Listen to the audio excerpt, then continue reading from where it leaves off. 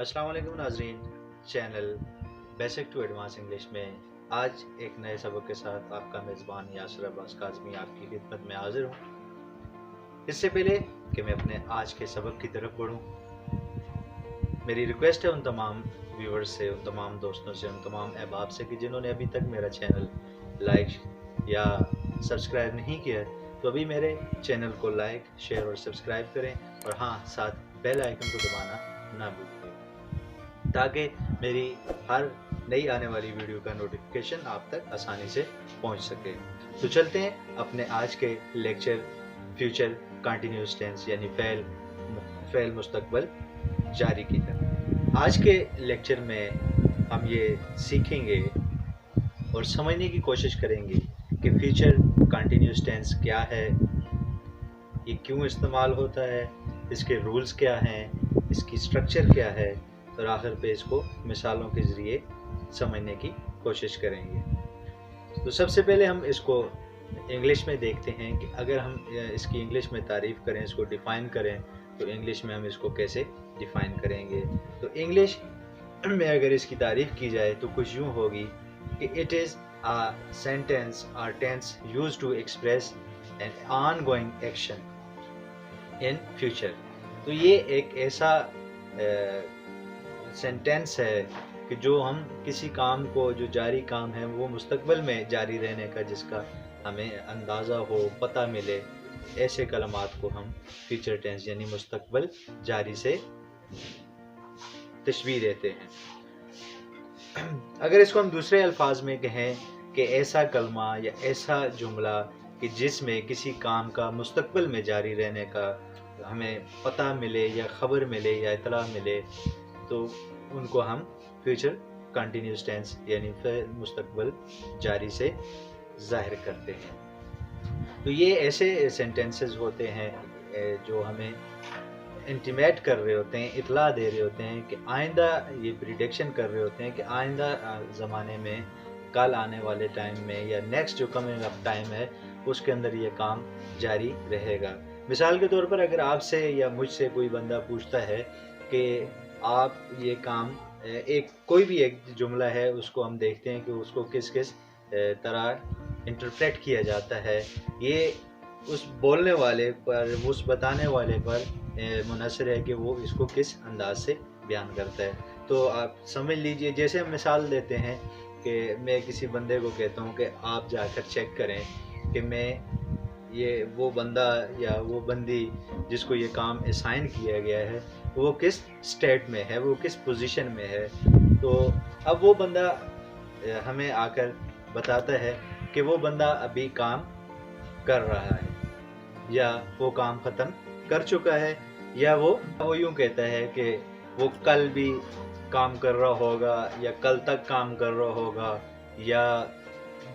ऐसे भी हमें बयान करता है आगे कि वो जो रिपोर्टिंग कर रहा होता है वो कुछ इन अल्फाज में जो मैंने पिछले दोहराए हैं इनमें कर रहा होता है कि वो कल भी हमें ये काम करता हुआ दिखाई दे रहा है। तो यानी जो कल के बारे में आप प्रिडिक्ट कर रहे हैं, खुद से खुद क़यासी कर रहे हैं, तो उन अल्फाज के लिए हम फ्यूचर कंटिन्यूअस टेंस इस्तेमाल करेंगे। अब दूसरी चीज़ जो हमने इसमें याद रखनी है वो ये है कि उर्दू के हवाले से, खैर ये इतना कोई वो नहीं है, लेकिन फिर भी इसको हम एक रूल समझ लेते हैं, हालांकि ये रूल नहीं है। बाज़ औक़ात इसकी कंडीशंस चेंज भी हो सकती हैं कि उर्दू में इसकी जो निशानी है, हालांकि आप एडवांस लेवल पे आ चुके हैं, अब ये निशानियों की हमें खैर ज़रूरत नहीं पड़नी चाहिए, लेकिन फिर भी उन व्यूवर्स के लिए कि जो अभी इसके सीखना चाह रहे हैं उनके लिए है कि इनके आखिर में रहा है, रही है, रहे हैं वगैरह जैसे अल्फाज का इस्तेमाल किया जाता है। और अगर इसके साथ अगर हम इसको दूसरी तरफ देखें तो इंग्लिश में हम इसको यूँ देखते हैं कि इसके जो स्ट्रक्चर है उसमें फोर्थ फॉर्म ऑफ वर्ब यानी आईएनजी वाली फॉर्म इस्तेमाल की जाती है, चाहे वो प्रेजेंट का हो, फ्यूचर का हो या पास्ट कंटिन्यूस हो। और दूसरा, अगर फ्यूचर का है तो इसमें हमने इसकी एक्सिलरी विल बी का या शेल बी का इस्तेमाल करना है। اب ویل بی اور شیل بی کہاں کن کن سبجیکٹ کے ساتھ استعمال ہوں گے، یہ آپ اگر جاننا چاہتے ہیں تو بہترین انداز میں تو میری پچھلی ویڈیو یعنی جس کا لنک میں نیچے ڈسکرپشن میں دے دوں گا، آپ اس کو دیکھ سکتے ہیں کہ وہاں میں تفصیل کے ساتھ بیان کیا گیا ہے کہ ویل اور شیل کا استعمال کون کون سے سبجیکٹ کے ساتھ ہوتا ہے۔ تو دوبارہ ان کو ریپیٹ کرنے کا ٹائم نہیں ہے کیونکہ وقت کے دامن میں اتنی گنجائش نہیں ہے۔ تو اب چلتے ہیں اس کے رولز کے بارے میں کہ اس کے رولز کیا ہیں۔ تو رولز اس کے جرنل جو میں نے پہلے ڈیفائن کر دیے کہ ایک تو اس کے اندر ایکسلری ورب جو اس کی وہ استعمال ہوگی ویل بی اور شیل بی، اور دوسرا اس کے اندر فورتھ فارم آف ورب یعنی آئی این جی والی فارم استعمال کی جائے گی۔ اب اگر ہم اس کا سمپل سینٹینس بنانا چاہتے ہیں فیوچر کنٹینیوس کا، تو اس کے لیے اس کے رولز کچھ یوں ہوں گے کہ اس میں ویل بی اور شیل بی کا استعمال کیا جائے گا اور ساتھ اس کے فورتھ فارم آف ورب استعمال کی جائے گی۔ انتہائی آسان ہے۔ اس کے بعد دوسرا جو اس کی اسٹیٹ آتی ہے، جو اس کی حالت آتی ہے، وہ ہے نیگیٹو سینٹینسز۔ تو اگر نیگیٹو سینٹینسز ہم بنانے جا رہے ہیں تب ہم وہاں پہ ویل اور شیل کے فوراً بعد ناٹ کا اضافہ کر دیں گے اور باقی یعنی ریسٹ جو اس کا پیس بچا ہوا تھا جس کو ہم بی کہتے ہیں وہ بھی وہاں ہم ایڈ کر دیں گے، اور وہی اس کے ساتھ فورتھ فارم آف ورب استعمال کی جائے گی۔ اگر ہم اس کا انٹروگیٹو بنانا چاہ رہے ہیں تب کیا ہے کہ اس کے لیے وہی شیل اور ویل، اس کو ہم سبجیکٹ سے پہلے یعنی سٹارٹ میں لے آئیں گے، جملے کے سٹارٹ میں لے آئیں گے، اور سبجیکٹ کے فوراً بعد ہم نے بی کا اضافہ کر دینا ہے اور باقی وہی فورتھ فارم آف ورب رہے گی۔ اگر ہم اس کو نیگیٹو انٹروگیٹو بنانا چاہ رہے ہیں تب ہم ویل اور شیل کو جیسے ہم نے انٹروگیٹو بنایا تھا اسی طرح شیل اور ویل کو سبجیکٹ کے سے پہلے اور سبجیکٹ کے فوراً بعد ہم نے ناٹ کا اضافہ کر کے اور آخر میں ناٹ کے بعد ہم نے بی کا اضافہ کرنا ہے اور بی کے اضافے کے بعد ہم نے فورتھ فارم آف ورب استعمال کرنی ہے۔ اب چلتے ہیں جی اس کے اسٹرکچر کی طرف کہ اس کا اسٹرکچر کیا ہوگا۔ تو اس کا اسٹرکچر اگر ہم سمپل سینٹینس بنانا چاہ رہے ہیں تو اس کے لیے اس کی اسٹرکچر کچھ یوں ہوگا، سبجیکٹ پلس ویل بی اور shall be plus fourth form of verb plus object. اگر ہم اس کا نیگیٹو بناتے ہیں تو اس کی اسٹرکچر کچھ یوں ہوگی، سبجیکٹ پلس ویل اور shall plus not plus be plus fourth form of verb plus object. اگر ہم اس کا انٹروگیٹو سینٹینس بنانا چاہ رہے ہیں تو اس کی اسٹرکچر کچھ یوں ہوگی، ویل اور shall plus subject plus be plus fourth form of verb plus object. اگر ہم اس کا نیگیٹو انٹروگیٹو بنانا چاہتے ہیں تو اس کی اسٹرکچر کچھ یوں ہوگی، ویل اور shall plus subject plus not plus be plus fourth form of verb plus object. امید کرتا ہوں کہ ابھی تک جو میں نے رولز اور جو اس کی اسٹرکچرز آپ تک پہنچانے کی یا ڈیلیور کرنے کی کوشش کی ہے وہ صحیح انداز سے آپ تک پہنچ گئی ہوں گی اور آپ کے ذہن میں بیٹھ بھی گئی ہوں گی۔ ایسا نہیں ہے کہ آپ کوئی بھی چیز اس کو سیکھنا چاہ رہے ہیں اور وہ ایک دم سے آپ کے ذہنوں میں ذہن نشین ہو جائے، اس کو بار بار آپ نے ریپیٹ کرنا ہوتا ہے اور پریکٹس کرنا ہوتا ہے، تب جا کے وہ چیز آپ کے ذہنوں میں یا دماغ میں بیٹھتی ہے۔ تو آئیے فیوچر کنٹینیوس ٹینس کو اس کی مثالوں کے ذریعے سمجھنے کی کوشش کرتے ہیں۔ سب سے پہلے ہم سادہ اس کا جو سینٹینس ہے اس کو بلڈ کرنے کی، اس کو تعمیر کرنے کی، اس کو کنسٹرکٹ کرنے کی